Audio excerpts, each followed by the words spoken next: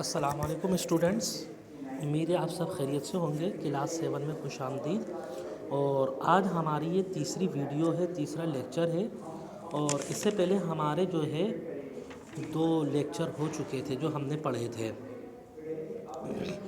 تو اسٹوڈنٹس، میں نے آپ لوگوں کو ہوم ورک بھی دیا تھا کہ امید ہے کہ آپ لوگوں نے ہوم ورک کر بھی لیا ہوگا۔ اور ہوم ورک میں نے یہ دیا تھا آپ لوگوں کو کہ سب سے پہلے جو ہے اس کا نقاط آخر کا آپ لوگوں کو ٹائٹل پیج بنانا ہے۔ امید ہے کہ آپ لوگوں نے سب نے نقاط آخر کا ٹائٹل پیج بھی بنا لیا ہوگا۔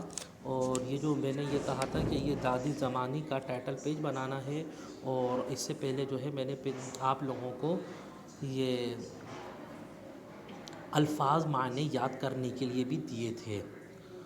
تو یہ آپ لوگوں کا ہوم ورک تھا۔ آج اب ہمارا جو ہے دوسرا سبق، آج تیسرا جو لیکچر شروع ہو رہا ہے۔ کل ہم نے جو پڑھا تھا اس کے بعد سے آپ دیکھ رہے ہیں کہ یہ ہمارا جو سبق چل رہا تھا دادی زمانی۔ دیکھیے، اگلے دن وہ دیواریں پکڑ پکڑ کر ہمارے گھر آئیں اور امی سے میری شکایت کی، لو بتاؤ میں نے ذرا سا کیا ڈانٹا کہ ناک لگا لی، اور اب تک روٹھا بیٹھا ہے۔ میں روزانہ یاد کرتی ہوں امی نے مجھے ڈانٹا اور ہمارے درمیان میں صلح کرا دی۔ تو دیکھیں، یہ جو ہم نے جو ہے اس میں ایک بات بڑی اچھی زبردست سمجھائی ہے کہ اگر کوئی بوڑھا، کوئی ہمارا بزرگ، ہمارا کوئی بھی ہو، نانا ہو، دادا ہو، ہمارے کوئی بھی بزرگ ہو، اگر وہ ہمارے کو ڈانٹ دیتے ہیں تو وہ ہمارے سے ناراض نہیں ہوتے، بلکہ وہ ہم ان کو بھول جاتے، لیکن وہ ہمارے کو نہیں بھولتے، بلکہ وہ ہمارے کو یاد کرتے ہیں اور کر رہے ہوتے ہیں۔ تو اپنے بڑوں سے کبھی بھی ناراض نہیں ہونا چاہیے۔ ہاں، اگر وقتی طور پر انہوں نے ڈانٹ دیا، وہ ناراض ہو گئے، غصے میں تھے، تو ہم چھوٹے ہیں اور ہمارا فرض یہ بنتا ہے کہ ہم ان کے پاس خود جائیں اور ان سے بات کرنے میں پہل کریں۔ تو یہ ہمارا فرض بنتا ہے۔ والدین کسی بچے کو دادی کے گھر جانے سے نہ روکتے تھے۔ رات کے وقت اگر کوئی بچہ اپنے گھر پر موجود نہ ہوتا تھا تو یقیناً اس کا ٹھکانہ دادی کا گھر ہی ہوتا، جہاں وہ کوئی دلچسپ کہانی سنا رہا ہوتا۔ تو کیا کہا دیکھیں، وہ جو ہے کہانی سنتی بھی تھی اور کہانی سناتی بھی تھی۔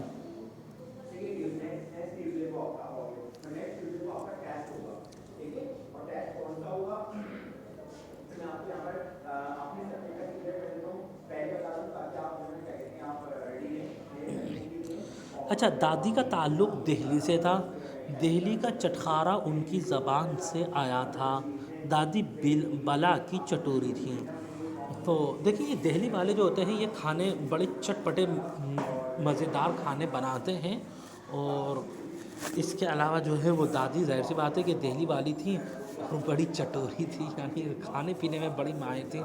ہوتا بہت سے ایسے بوڑھے ہوتے ہیں کہ جو ہوتے بوڑھے ہیں لیکن وہ کھانے پینے میں آسرا نہیں کرتے، یہ ہوتا ہے۔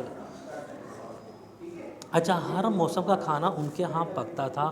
مسالے وہ خود تیار کرتی، البتہ چولہے ہانڈی کا کام ان کے شوہر کرتے۔ دادی کے منہ میں ایک دانت بھی نہ تھا، مگر مجال ہے کہ وہ کسی ذائقے سے محروم رہ جائیں۔ دیکھیں، یہ بھی ایک بڑی زبردست بات ہے کہ دادی کے منہ میں دانت نہیں ہے لیکن پھر بھی وہ کوئی ذائقہ ایسا نہیں ہوتا تھا کہ وہ جس سے محروم رہ جائیں۔ اس کے لیے انہوں نے پیتل کی ایک چھوٹی سی پن کٹی رکھی ہوئی تھی۔ یہ پن کٹی ایک چھوٹی سی اوکھلی اور موصل پر مبنی تھی۔ اس میں پان کوٹ کر کھاتی۔ موسم کی دیگر سوغات، مونگ پھلی، چلغوزے، اخروٹ کی گریاں بھی وہ اس میں کوٹ کر کھاتی تھیں۔ دیکھیں، اس میں یہ بتایا نا کہ ان کے ایک تو منہ میں دانت نہیں تھے، بزرگ تھی، لیکن منہ میں دانت نہ ہونا یہ ان کے لیے کوئی مسئلہ نہیں تھا، بلکہ ان کے پاس جو ہے وہ کوٹنے کا ہون دستہ وغیرہ ہوتا تھا، موکھلی تھی جس سے وہ کوٹا کرتی تھیں، یا سل ہوتی ہے اس سے پیس لے کر پیس لیا کرتی، مونگ پھلی، چیر غوزے، اخروٹ وغیرہ، وہ ہر چیز جو ہے وہ اس میں سے اس کی گریاں یعنی اس کا جو مغز ہے وہ نکال کے کوٹ لیتی اور کھا لیتی۔ ان کی زبان دہلی کی با محاورہ زبان تھی۔ با محاورہ زبان یعنی جو بات بھی وہ بولتی تھی محاورے کے طور پر، کوئی بھی اگر وہ بات یعنی ہمارے جو پرانے جو اردو زبان بولنے والے ہوتے ہیں وہ جب بھی کوئی بات بولتے ہیں وہ ضرور اس کے اندر کوئی نہ کوئی محاورہ ضرور لے کر آتے ہیں، اور اس سے جو ہے وہ کیا نام ہے، محاورے سے جو ہے بات بڑی اچھی ہوتی ہے اور بڑی زبردست ہو جاتی ہے، الگ سے لگتی ہے کہ ہاں بھائی کہ یہ کوئی پڑھا لکھا شخص ہے، محاورہ والا۔ با محاورہ زبان جیسے اندھوں میں کانا راجا، ناچوں کیسے آنگن ٹیڑھا، یہ محاورات کہلاتے ہیں۔ اور ہماری امی کہا کرتی تھی کہ پیر نہ فقیر نقٹ بھوت پہلے، تو یہ جو ہے محاورات ہیں۔ چھوٹی سی عمر میں ہم نے ان کے ساتھ رہنے کی وجہ سے بہت سے محاورات سیکھ لیے تھے، اور پھر بعد میں اردو میں ایم اے کرتے ہوئے بھی ہمیں کم لغت کا سہارا لینا پڑا۔ دادی اندازے سے اپنے سارے کام بخوبی کر لیتی تھیں، مثلاً جھاڑو دینا، برتن دھونا، سبزی کاٹنا، مسالے تیار کرنا، سر میں کنگھی کرنا، چوٹی گوندنا وغیرہ۔ وہ نہایت صاف ستھری رہا کرتی، نابینا آنکھیں ہمیشہ سرمے سے سجی رہتی، خوشبو بھی لگایا کرتی تھیں۔ کرتا پاجامہ اور صدری کا مخصوص پہناوا، صدری یعنی چھوٹا سا کوٹ نما ہوتا تھا، گرمیوں میں باریک چادر اور سردیوں میں اونی چادر ضرور اوڑھتی۔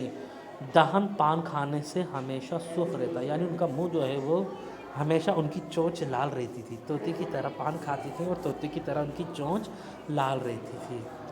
رمضان میں عید کے موقع پر وہ خصوصی تیاری کرتیں، نابینا ہونے کے باوجود بچوں سے ان کے کپڑے اور جوتے منگوا کر انہیں ہاتھوں سے ٹٹول ٹٹول کر دیکھتیں اور ان پر اپنی رائے دیتیں۔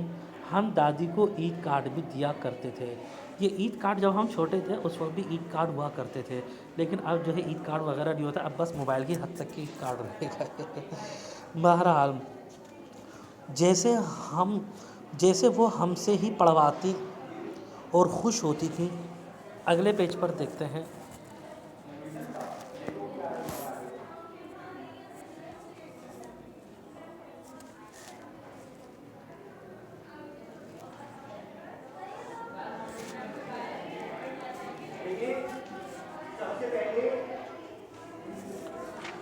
وہ بہت سی دعائیں دیتی اور ہمیں 1-1 روپیہ عیدی بھی دیا کرتی تھیں۔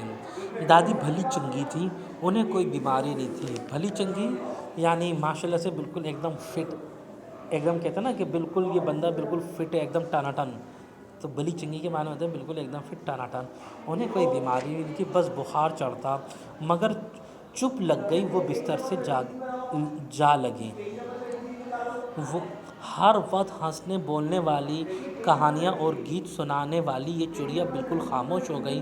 میں ان دنوں 7ویں جماعت میں پڑھتا تھا۔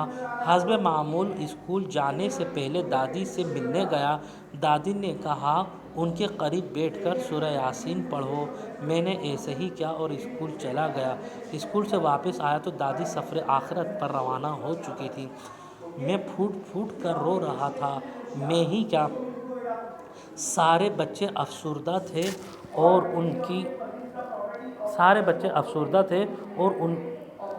ان کی اتنی پیاری دوست ہمیشہ کے لیے ان سے بچھڑ گئی۔ میں نے زندگی میں پہلی بار کسی مرحوم کی آخری رسوم میں شرکت کی اور دادی کو اپنی دعاؤں سے رخصت کیا۔ آج پیچھے مڑ کر دیکھتا ہوں تو اندازہ ہوتا ہے کہ ہمارا بچپن ہی کتنا سادہ اور معصوم تھا۔ اس دور کے لوگ بھی کتنے سادہ اور معصوم تھے۔ آج کسی محلے میں کوئی دادی زمانی نہیں جو بچوں کی تربیت کر سکے اور انہیں سچے اور مخلص دوست ہونے کا احساس دلائے۔ شاعر نے ٹھیک کہا، ایک نیا دور جنم لیتا ہوں۔ شاعر نے کیا کہا؟ ایک نیا دور جنم لیتا ہوں، ایک تہذیب فنا ہوتی ہے۔ یعنی دادی زمانے کا جو انتقال ہوا وہ انتہائی افسردہ ہے۔ تو اسٹوڈنٹس یہ ہمارا جو چیپٹر تھا یہ کمپلیٹ ہو گیا ہے، اور میں نے جو آپ لوگوں کو ہوم ورک دیے تھے وہ میں امید کرتا ہوں کہ وہ آپ لوگوں نے کر لیا ہوگا۔ اور دیکھیں یہ ہمارا چیپٹر کمپلیٹ ہو گیا، اور آپ لوگوں کو دیکھیں ایک کہانی جو ہے یاد کرنی ہے۔ اگر آپ کے محلے میں کوئی نانی ہو، کوئی دادی ہو، جن کے گھر پہ آپ لوگ جاتے ہیں، تو آپ ان کے بارے میں ضرور تحریر کریں۔ اگر آپ لوگ نہیں، آپ کی زندگی میں نہیں تو اپنے بڑے والدین سے پوچھ لیں، یا جو آپ کے رشتہ دار ہیں ان سے پوچھ لیں کہ ان کے گھر میں، ان کے محلے میں کوئی ایسی نانی ہو، دادی ہو، یا ایسی خاندان کی ہو جن کے گھر جاتے ہوں، مزے کرتے ہوں بچپن میں، تو وہ آپ ضرور ان سے وہ کہانی سنیے گا، اور کچھ نہ کچھ لکھنے کی بھی کوشش کریے گا۔ اپنا بہت زیادہ خیال رکھیے گا۔ اللہ حافظ، السلام علیکم۔